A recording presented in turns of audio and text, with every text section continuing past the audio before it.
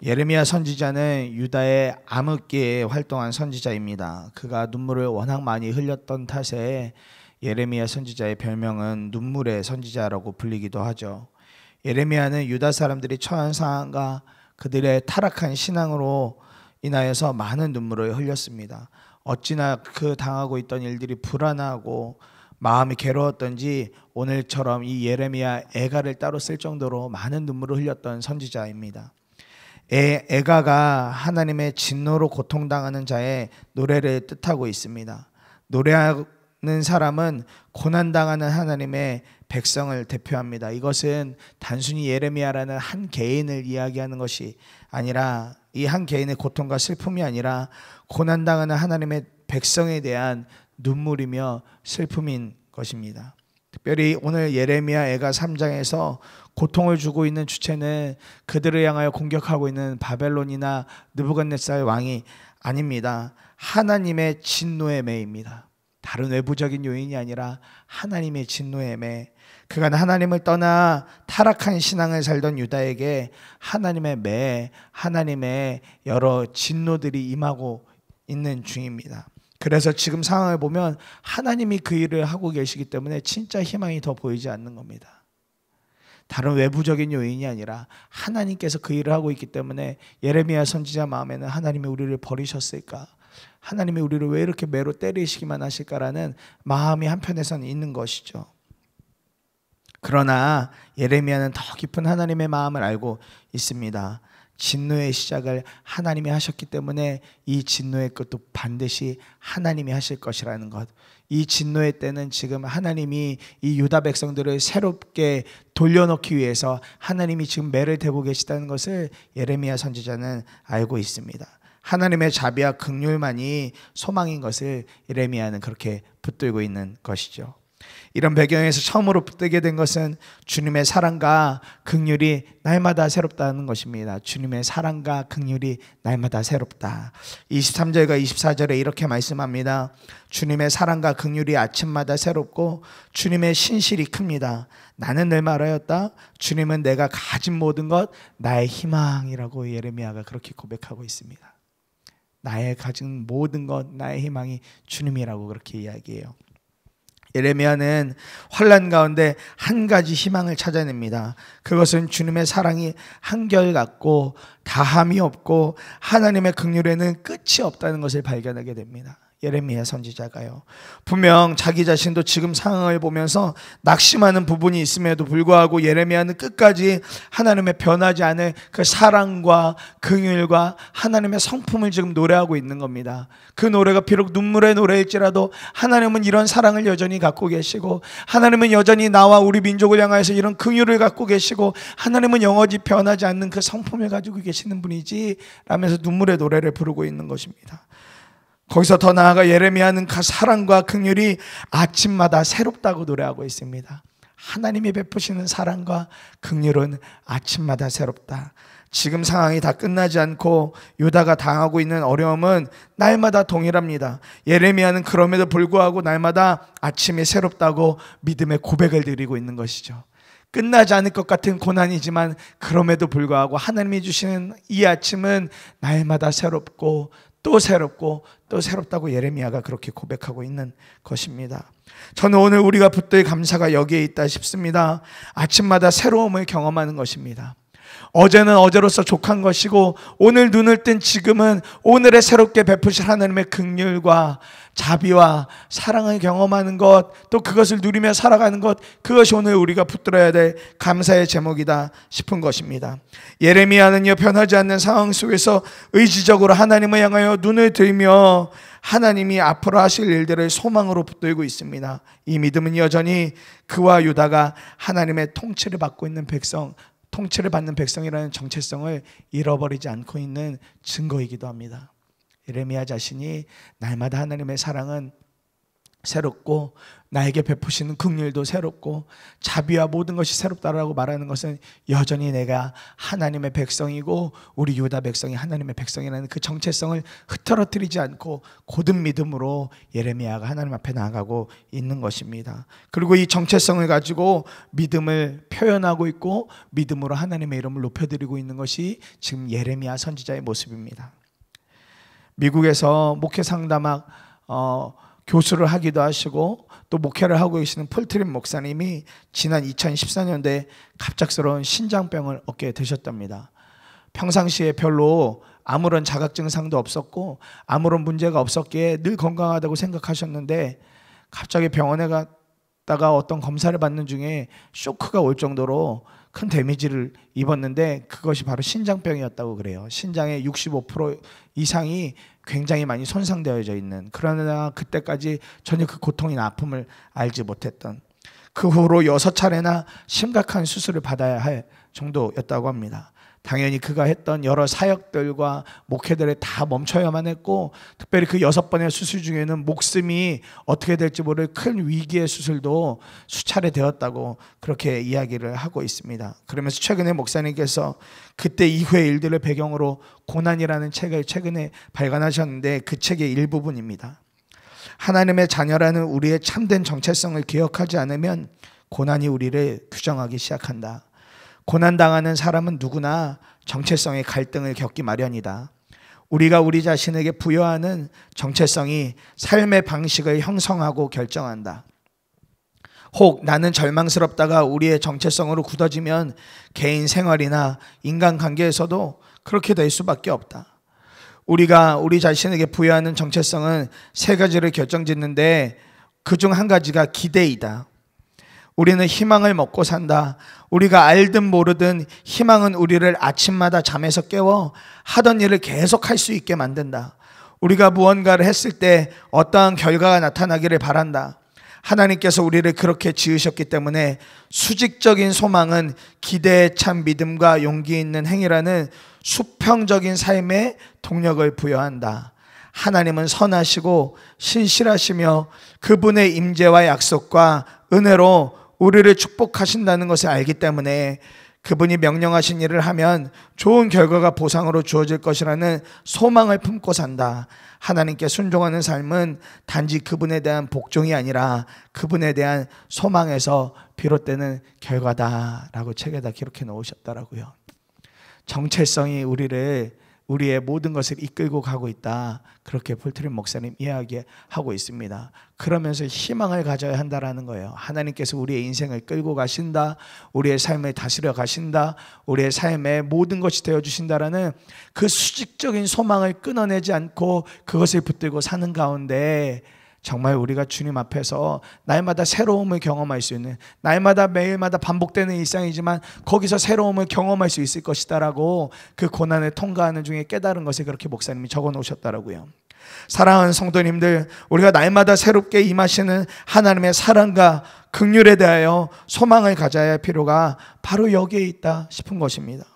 하나님이 하실 일들에 대한 기대감마저 사라져 버린다면 어렵다고 말하는 이 세상의 삶에서 감사를 말하며 살기가 정말 어렵죠. 우리가 매일마다 뉴스에서 들려오는 소식들은 한 번도 좋다라고 하는 이야기를 들어본 적이 없는 것 같습니다.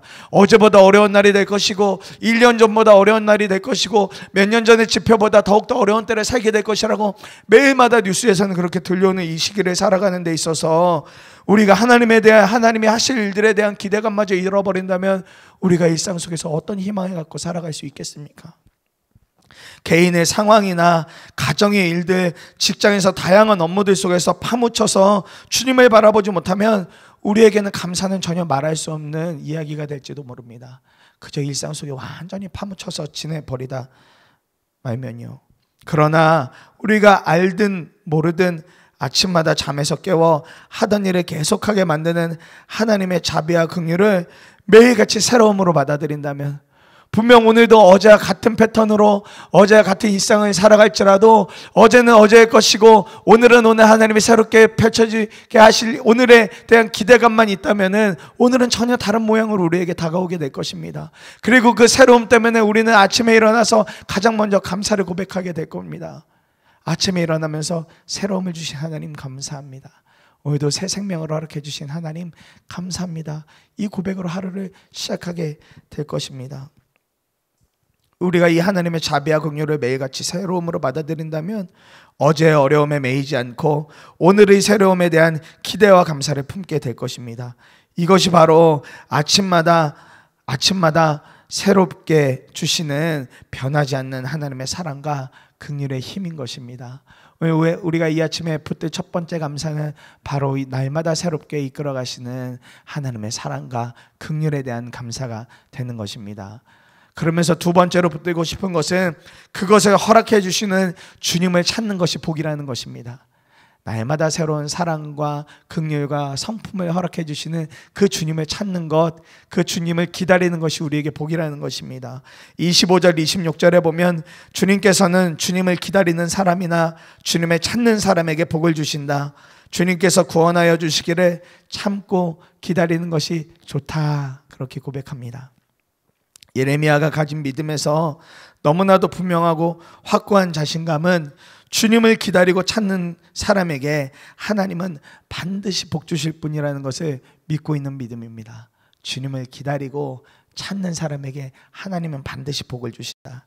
지금 상황은 암울하고 소망이 끊어진 것 같아서 날마다 눈물만 나는 상황이지만 예레미야는 이런 상황에서 주님을 찾고 기다리는 것을 통하여 하나님은 반드시 구원해 주실 분이니, 하나님은 반드시 어려움 가운데 나를 건져내어 주실 분이니 그날을 참고 또 참고 또 참으면서 기다리겠노라. 그렇게 예레미야가 고백하고 있는 것이죠.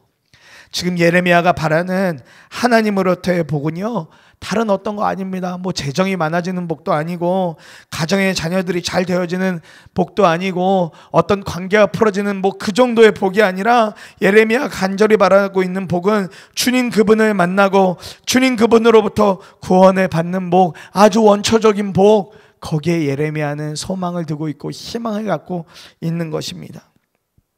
왜냐하면 지금이 너무 힘드니까요.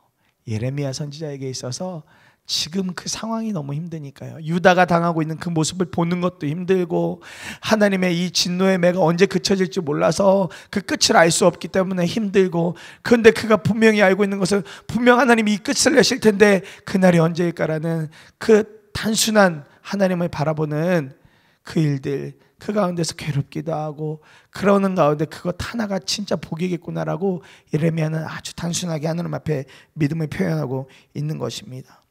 대체 이 어려움과 이 죽음의 땅이 언제 회복될지 몰라서 답답한 거죠. 그러니 그 입술에서 슬픔의 노래 가운데 저의 소망을 담아서 주님의 구원만을 목 놓아 기다린다고 하나님께 그렇게 애가의 노래를 불러드리고 있는 것입니다. 하나님 그분 안에 거하는 것만이 자신에게 큰 복인 것을 예레미야는 알기에 그 믿음을 가지고 지금 계속해서 노래를 부르고 있습니다. 지금 이 상황에 대한 염려와 불안함과 좌절 아니라 소망의 주님께서 반드시 나라와 민족을 구원하실 분이라는 믿음의 노래를 통하여 주님께만 더 집중하고 또 집중하고 있는 예레미야의 모습을 봅니다. 오늘 바로 이 예레미야의 하나님을 찾는 믿음이 오늘 우리에게도 붙들어야 되고 또 오늘 우리가 누려야 될 복이다 싶습니다. 삶의 어려움과 삶의 형편 또 삶의 여러 상황들에 매이다 보면 하나님 바라보는 것이 참 쉽지 않거든요.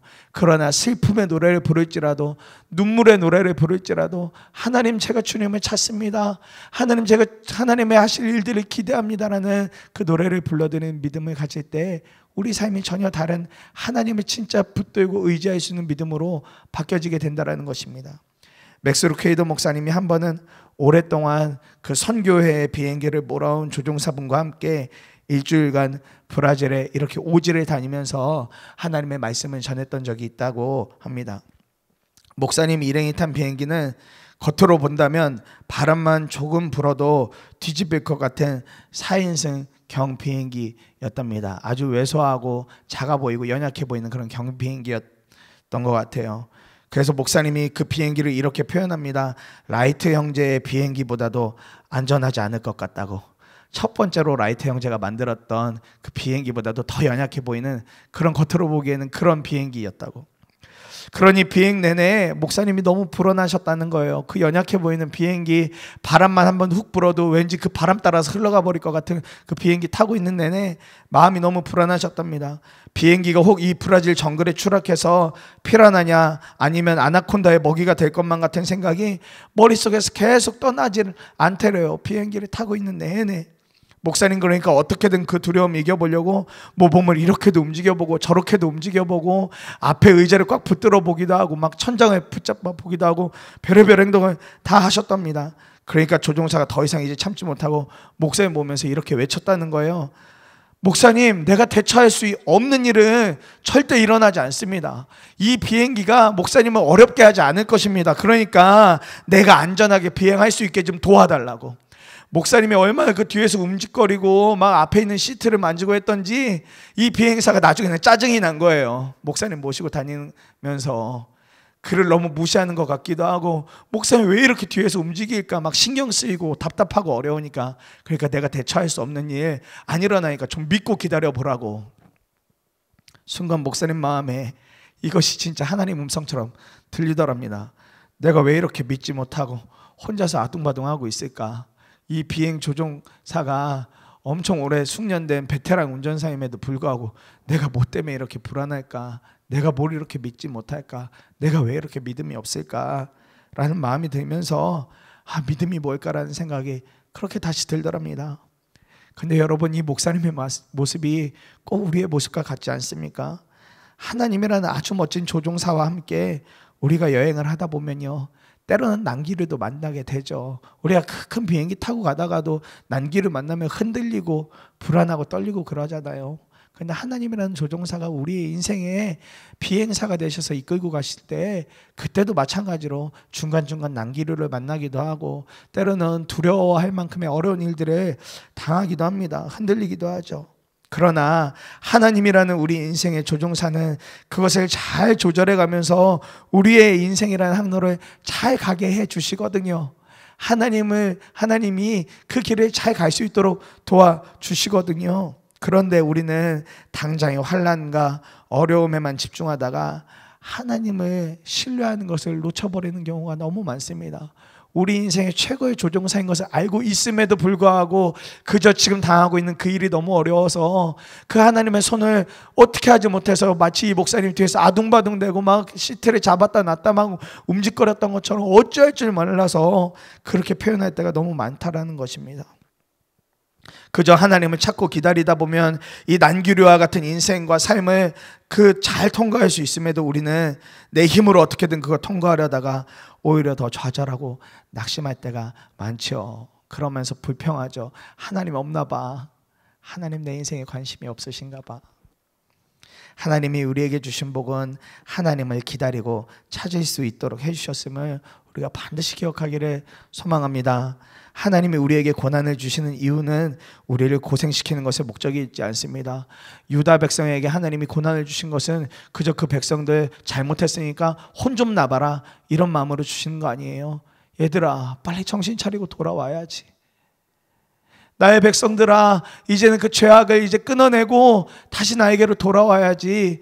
마치 부모가 자녀에게 매를 댈 때 빨리 이 모습이 교정되어지고 다시 한 번 더 올곧은 모습으로 서기를 원하는 마음으로 매를 대듯이 하나님이 유다 백성들에게 그렇게 매를 대고 계시는 거거든요. 그 백성들 그저 끊어버리고 그것들과 나는 이제 아무런 상관없어 이렇게 말씀하시려는 것 아니라 유다 백성들아 돌아와야 돼. 다시 원래의 모습으로 돌아와야 돼. 그 간절함으로 매를 대고 있는 것이거든요. 그런 시간들을 통해서 우리가 더욱더 주님을 찾고 기다리게 하시려는 것입니다. 주님이 아니면 안 되게 하시는 것입니다. 자녀를 키우면서 내 마음대로 안 되는 것도 가정에 있는 어려움을 대할 때도 회사에서의 업무들도 다 내 힘으로 얼마든지 다 될 것 같지만 안 될 때가 있죠. 우리는 이미 다 그 일들을 수차례 경험을 했습니다. 이때 방법은 하나입니다. 하나님을 찾고 기다리면서 하나님께서 이 모든 상황을 풀어주시도록 기도하는 겁니다. 하나님께서 이 모든 상황을 풀어주시도록. 이것이 하나님의 자녀인 우리가 누릴 복이며 감사의 제목이 되는 줄 믿습니다. 하나님을 찾을 수 있다는 것이 복이고 하나님을 찾을 수 있다는 것이 진짜 감사인 것입니다. 말씀을 마무리합니다. 주님이 베푸시는 사랑과 긍휼은 한 번도 변함이 없으세요. 주님은 변함이 없으신 분이기 때문에요. 오늘도 이 아침에 우리 새벽에 나오게 하실 때 이미 그 긍휼과 사랑을 우리에게 베풀어 주시면서 하루를 시작해 주셨습니다. 그리고 오늘도 새 은혜로 우리에게 주님은 다가오고 계십니다. 이 은혜를 우리가 감사로 붙들며 주님을 찾을 때 우리를 누르던 염려와 고난에서 자유해질 수 있습니다. 어제는 어제로 끝나고 오늘은 새로운 희망으로 주님이 인도해 주십니다. 날마다 우리 삶에 새로운 희망과 은혜를 주시는 하나님께 감사하며 오늘도 주님과 함께 승리하는 우리 모두가 되기를, 또 오늘도 그렇게 하루를 살다가 저녁 시간에 하나님 오늘도 인도해 주신 하나님 은혜와 자비와 긍휼과 사랑에 감사합니다 라고 하루를 마무리할 수 있는 이 한 날 되시기를 주님의 이름으로 간절히 축원합니다. 우리 두 번에 나누어서 함께 기도하겠습니다.